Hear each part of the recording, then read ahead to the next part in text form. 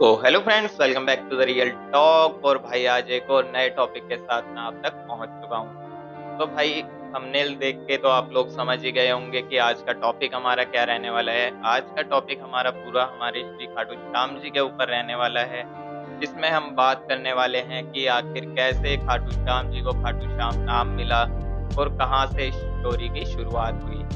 तो सबसे पहले जैसे कि आप सभी लोगों को मैं बताना चाहूंगा कि हमारे श्री खाटू श्याम जी का जो फागुन मेला है वो स्टार्ट होने वाला है 28 फरवरी से और 12 मार्च तक ये मेला रहने वाला है।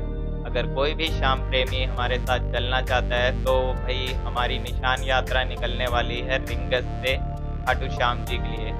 तो इस पर ये यात्रा रहने वाली है, ये पूरा 34 किलोमीटर की यात्रा होने वाली है। वैसे जो नॉर्मली रहता है ये 17 किलोमीटर का रास्ता था, लेकिन इस बार जो अनुमान लगाया जा रहा है कि 50 लाख से ज़्यादा लोग वहाँ पे पहुँचने वाले हैं, जिसकी वजह से भीड़ भड़ाका ना हो या कुंभ की तरह कोई भी भगदड़ ना मचे। इस वजह से इस जो रास्ते को है थोड़ा बढ़ा के घुमा के ले जाया गया है, ताकि किसी भी तरह की भीड़ भड़ाका ना हो और सभी श्याम प्रेमी अच्छे से श्याम बाबा के दर्शन कर सकें। तो आज के टॉपिक की शुरुआत हम करते हैं कि आखिर कैसे खाटू श्याम जी को खाटू श्याम नाम मिला और कहां से इसकी शुरुआत हुई। तो आप सभी को मैं बताना चाहूंगा, जो ये शुरुआत होती है ये शुरुआत होती है महाभारत काल से। महाभारत काल में जब हमारे जो भीम थे, भीम के पुत्र थे घटोत्कच और घटोत्कच के पुत्र थे बर्बरीक। जी हाँ, तो जो बर्बरीक थे ये बचपन से ही आदि शक्ति की जो है भाई ध्यान में लीन रहते थे। और जैसे जैसे इनकी उम्र बढ़ती गई आदि शक्ति इनसे प्रसन्न हुई और इनको साक्षात दर्शन दिए। अब जब इनसे दर्शन दिए तो इनको जो है आदि शक्ति ने प्रसन्न होकर 3 बाण का जो है भेंट दी थी। इसमें जो भाई 3 बाण हैं इसी से इनका नाम पड़ता है 3 बाण के धारी। जी, आपको अंदाजा लग ही गया होगा, जो बर्बरीक थे उन्हीं का नाम आगे जाके पड़ा खाटू श्याम।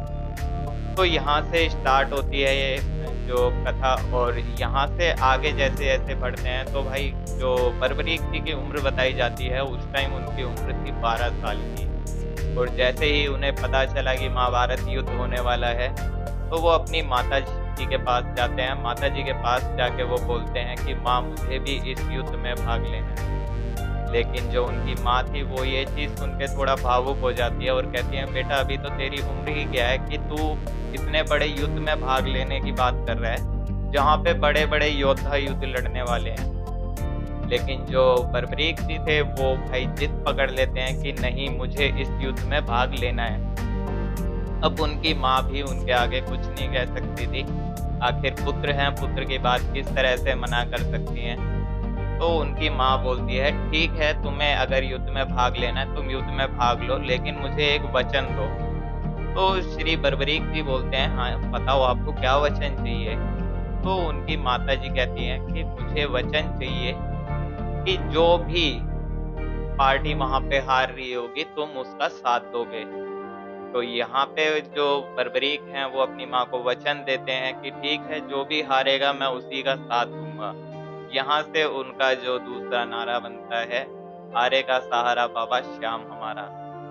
अब युद्ध के लिए जो है भाई बर्बरीक निकल जाते हैं अपने घोड़े पे सवार होकर, बाण अपने तरकश में डालकर। अब वो जैसे जैसे महाभारत युद्ध की तरफ बढ़ रहे थे तो श्री कृष्ण जी को वहां पे युद्ध मैदान में उन्हें थोड़ा सा आभास हो जाता है कि कोई ऐसा इंसान, ऐसा व्यक्ति आ रहा है यहाँ पे जिसके आने के बाद युद्ध का परिणाम बिल्कुल ही बदल जाएगा।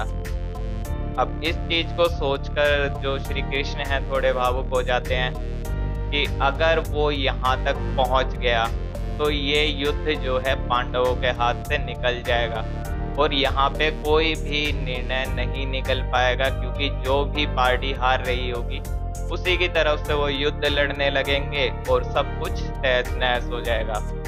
तो श्री कृष्ण जो हैं वो भाई अपना स्वरूप बदल के और जाते हैं एक साधु का रूप लेके बर्बरीक के सामने, और वहाँ पे उन्हें रास्ते में ही रोक लेते हैं। तो बर्बरीक जी जो है अपने घोड़े से उतरते हैं और वहाँ पे जो है हमारे श्री कृष्ण जो अपना रूप बदल के पहुंचे थे उनके आगे शीश झुकाते हैं अपना और उनको प्रणाम करते हैं और बोलते हैं, गुरुवर आप बताइए आपने क्यों मेरा रास्ता रोका है। तो श्री कृष्ण जो कहते हैं उनसे कहते हैं कि बालक मुझे कुछ भिक्षा दे दो। तो जो बालक रूप में बर्बरीक थे वो कहते हैं, अभी तो गुरुजी मेरे पास कुछ भी नहीं है, मैं आपको क्या दे सकता हूँ इस बाल उम्र में। तो जो श्री कृष्ण थे जो रूप बदल के आए थे वो उनसे कहते हैं, आखिर तुम कहाँ जा रहे हो। तो जो बर्बरीक हैं वो बताते हैं कि मैं महाभारत युद्ध में भाग लेने जा रहा हूँ। इस बात पे थोड़ा सा कृष्ण जी मुस्कुरा देते हैं और कहते हैं, इतने बालक रूप में तुम युद्ध लड़ोगे, वहां पे देखो कितने बड़े बड़े योद्धा युद्ध लड़ रहे हैं, तुम उनके बीच में कुछ भी नहीं हो। अब ये चीज सुन के जो बर्बरीक हैं थोड़े क्रोधित हो जाते हैं और कहते हैं कि मेरे पास ऐसी शक्ति है कि मैं सिर्फ एक बाण से पूरे युद्ध को खत्म कर सकता हूँ। अब श्री कृष्ण ये चीज सोच के थोड़े से घबरा जाते हैं और कहते हैं कि ठीक है, अगर तुम ऐसा कह रहे हो, तुम्हारे पास ऐसी शक्ति है तो कुछ करके दिखाओ। तो बर्बरीक बोलते हैं, बताइए आपको मैं किस तरह से क्या करके दिखाऊं। तो श्री कृष्ण कहते हैं, वहीं पे एक पीपल का पेड़ था। श्री कृष्ण कहते हैं कि ठीक है, अगर तुम इतनी ही शक्ति रखते हो तो अपने एक तीर से ये सारे पत्ते भेद के दिखा दो। अब जो है भाई श्री बर्बरीक जी अपने तीर निकालते हैं, बाण में चढ़ाते हैं और उस तीर को छोड़ देते हैं। अब श्री कृष्ण देखते रह जाते हैं कि वो तीर एक एक पत्ते को भेदता जा रहा है बिना रुके। श्री कृष्ण एक पत्ता अपने पैर के नीचे छुपा लेते हैं, तभी वो तीर आखिर में आके श्री कृष्ण के पैर के ऊपर घूमने लगता है। तो बर्बरीक कहते हैं, महाराज अपना पैर हटाइए।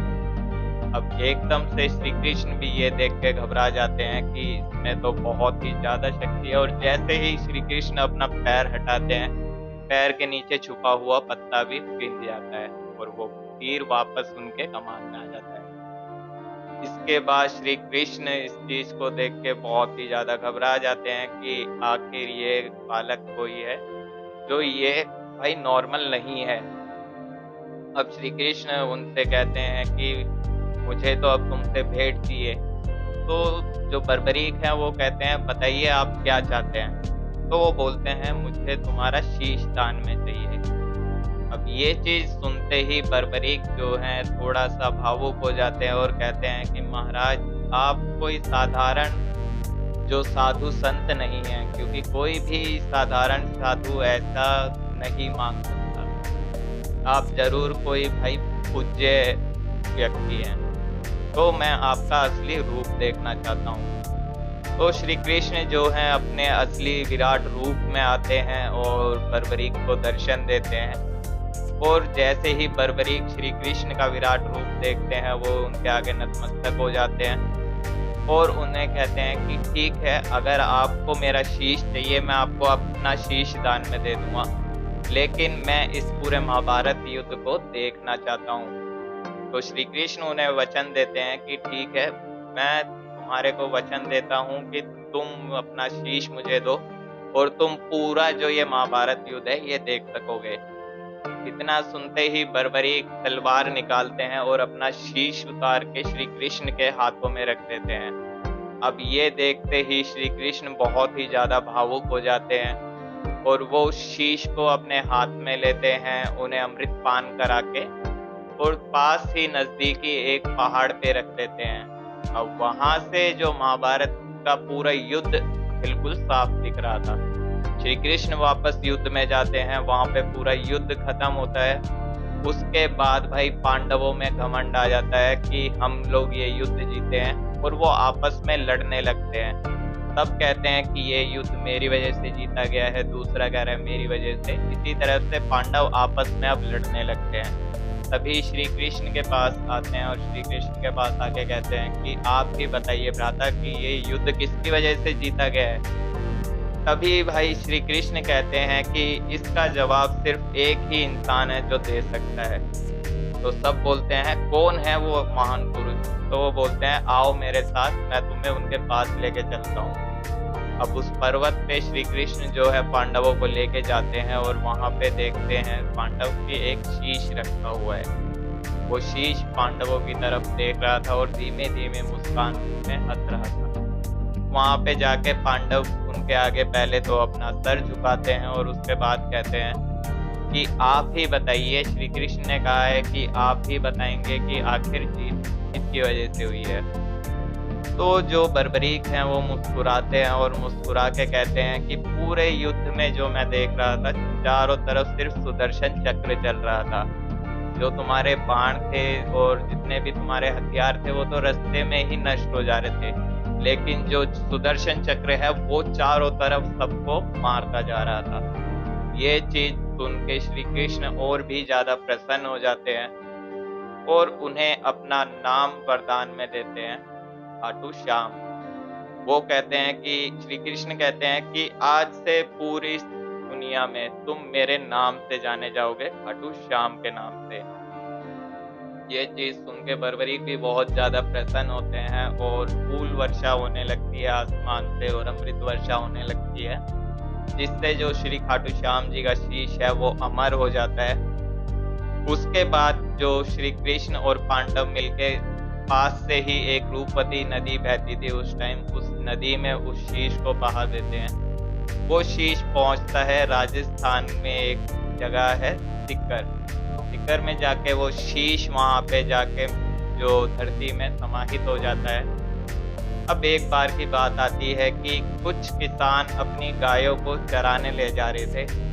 तभी वो देखते हैं कि कुछ दूर जाने के बाद एक गाय जो है वो एक जगह पे खड़ी हो गई और उसके थन से अपने आप ही दूध निकलने लगता है और वो सारा दूध धरती के अंदर इस तरह से जा रहा था जैसे कोई ओक लगा के पी रहा हो। अब ये चीज देख के जो किसान है वो थोड़ा सा भाई अजीब सा हो जाता है कि ऐसा कैसे हो सकता है कि गाय के थन से अपने आप ही दूध की धारा निकलने लगी है और सारा दूध धरती में इस तरह से जा रहा है जैसे कोई पी रहा हो। अब वहां पे भाई वो पहुंचते हैं राजा के पास और वहां पे उन्हें बताते हैं कि ऐसे ऐसे गाय जो हैं सारी वहां पे जाके खड़ी हो रही हैं और उनके थनों से अपने आप ही दूध सारा धरती में जा रहा है, तो वहां पे जरूर कोई बात है। तो राजा वहां पे पहुंचते हैं और वहां पे खुदाई का आदेश देते हैं। जैसे जैसे वहां से खुदाई होती है, खुदाई के दौरान वहां से श्री खाटू श्याम जी का यानी बर्बरीक जी का शीश निकलता है और इस शीश को वहां से निकालने के बाद, साफ करने के बाद वहीं पे जो थोड़ा आगे जाके एक मंदिर बनाया जाता है, जिस मंदिर का नाम आज खाटू श्याम मंदिर के नाम से जाना जाता है। तो इस जो पूरी कथा की शुरुआत से लेकर एंड तक की यही पूरी कहानी है और आज की डेट में खाटू श्याम जी जो हैं ये एकदम ऐसे देवता हैं आज की डेट में जो हर अपने भक्त का सहारा देते हैं, हर भक्त को सहारा देते हैं और हारे का सहारा बनते हैं।